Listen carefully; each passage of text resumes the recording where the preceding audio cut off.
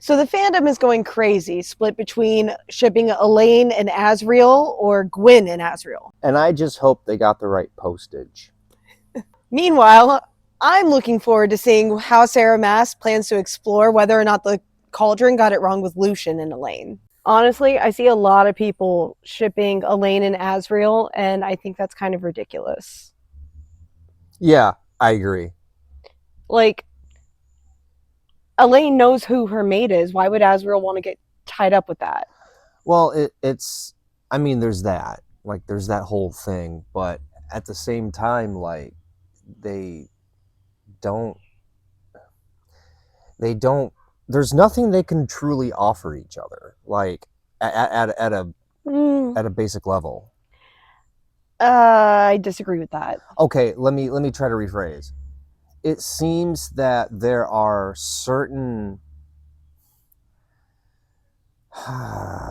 character traits, for lack of a better term, that seem to be put together or kind of help balance each other out.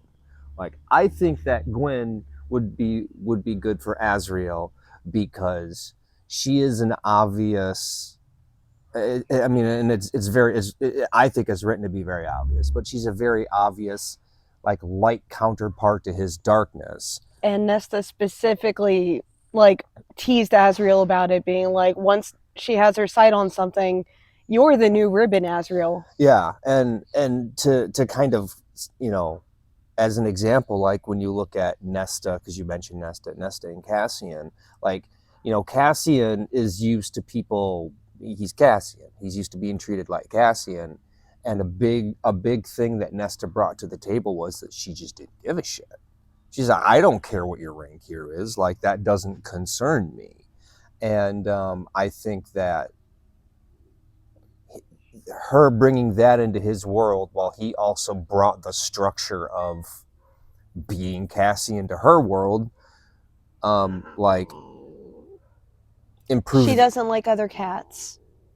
Improve them each in their own way. And I think that that's what I mean when I say that Elain and Azriel have nothing to offer each other because there's no greater counterballast that can push them more toward the center and to be complete people. Well, the problem with Elain is that we don't know her. She's given us almost nothing. Like, she doesn't talk. When she does, it's generally not about herself. Like, we know that she likes to garden. Mm-hmm. So, like, I imagine if Sarah Maas were going to write the story where Elain and Azriel end up together, that we would have to get to know Elain better and see how her darkness would be well suited for his. Yeah, I just see them as a really boring pairing because she, like, everything that you described about her, you just basically described about Azriel, except for the gardening thing. Right. And that's what I mean when I say, like, they're too similar. Well, Azriel, we know, likes to torture.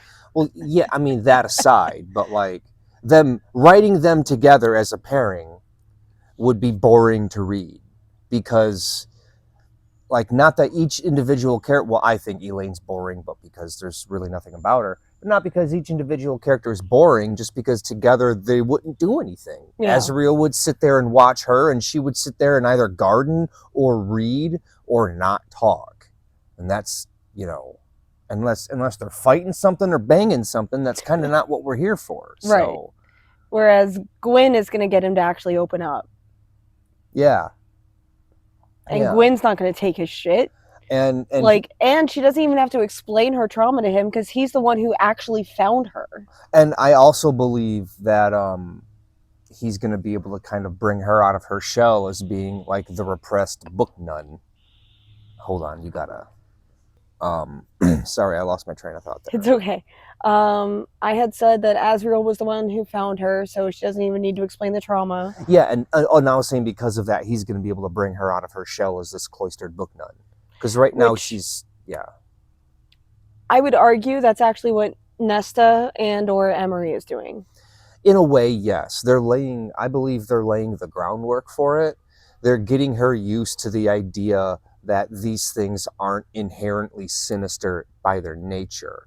But I think that she's really not gonna... she's not going to feel the compulsion to really participate until her and Azriel, I think, get closer. I think he's going to kind of pull that out of her.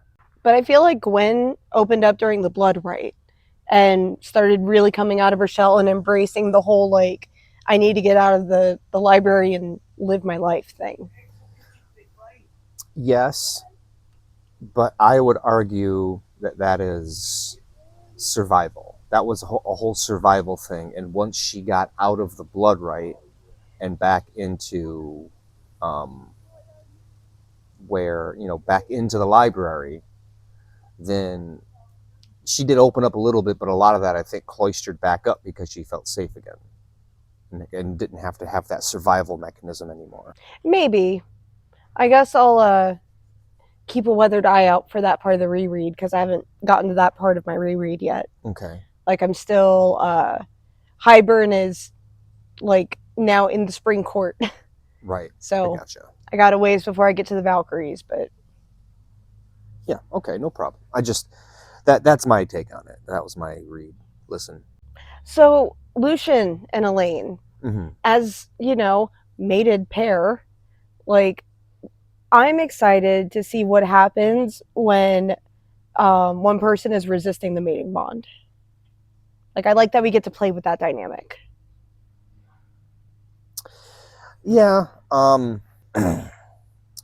I for my personal taste, I disagree. I mean, I think it's a good writing trope, but I think it's kind of an overused one of, like, two people being quote unquote destined, but one of them fights it. Like, that's almost every romance. Right, but, like, I mean, well, in the way that Nesta resisted Cassian, sure.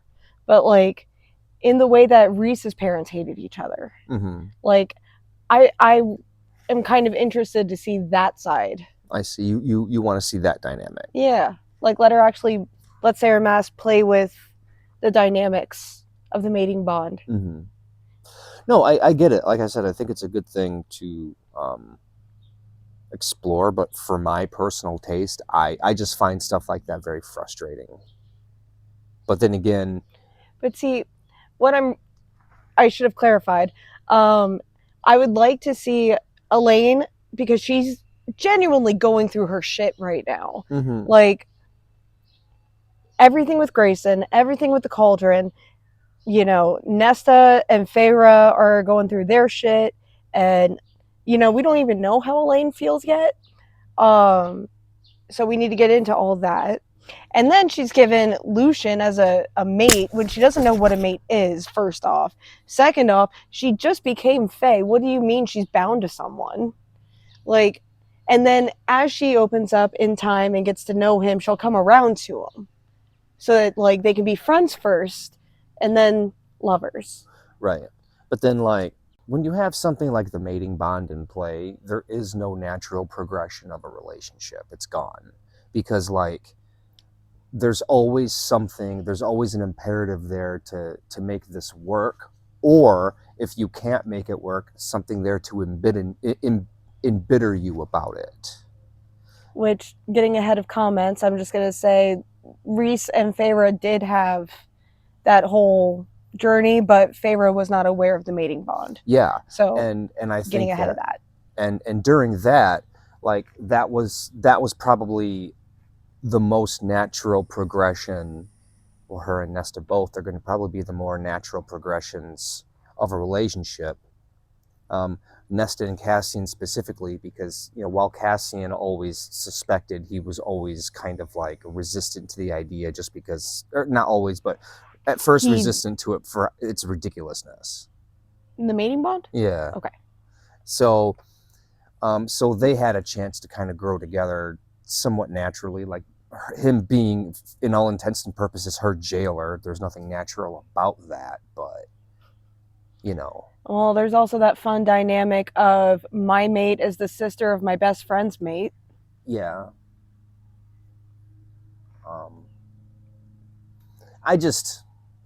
The mating bond is one of those things that, if done well, written well, which so far it is, would be really interesting, but I could see it turning really, really frustrating to the point where I would find it detracting from the story. Okay. But then again, my personal tastes derive from action adventure novels, not romantic adventure novels. Right. But Sarah is, I think, trying to bring, like, yes, she has the sex scenes and all that, but like she is trying to be fantasy first. I understand that. I'm just saying, like her style of writing, while not bad at all, like I enjoy it thoroughly, is different from, say, like R.A. Salvatore. Yes. Agreed. And I do kind of look forward to reading more from someone who has, not to bash on Salvatore, but who has, like, Sarah Maas just has a more, what's the word? She has a more mature and more seasoned outlook on what romantic relationships would realistically look like. She has a feminine perspective on romance. Yeah. And which is something you and I have discussed before, that like she can get into the men's emotions in a way that Salvatore couldn't with Drizzt. Exactly. And it's not that he's a bad writer, and he was not a romance writer, and she is. That's partially her specialty. Men are not taught the vocabulary to express these things. Yes. Editing Michelle here. You know that thing every creator complains about, where when you hit record, suddenly life starts happening? Yeah, that's what happened here. We already said everything we wanted to say, so instead of making us film a tidy little outro, I'm actually just going to hand you the part that I was originally going to cut. Consider it bonus content. And Chad's going to be thrilled because he was genuinely disappointed when I told him this was going to be cut for being a little too off topic. What I would love, I mean, if you really want a great idea for a book, you have the two collaborate, and you have Sarah Maas write not just the romance dialogue, but like just the interpersonal relationships in and of themselves, and then have R.A. Salvatore write the battle scenes, because nobody writes a battle scene like that guy. And like you'd probably have the best mixture of the two genres, I think.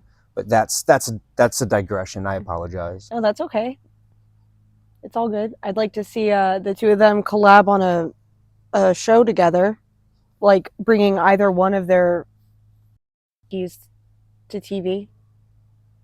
Yeah, they both have their own, in their own way, iconic characters. I mean, a lot of people would say, well, Salvatore has more iconic characters than Maas. Well, Maas hasn't gotten the kind of, Salvatore's been around for 24 years, 25 years, almost 30 years now. She's been around 10, maybe.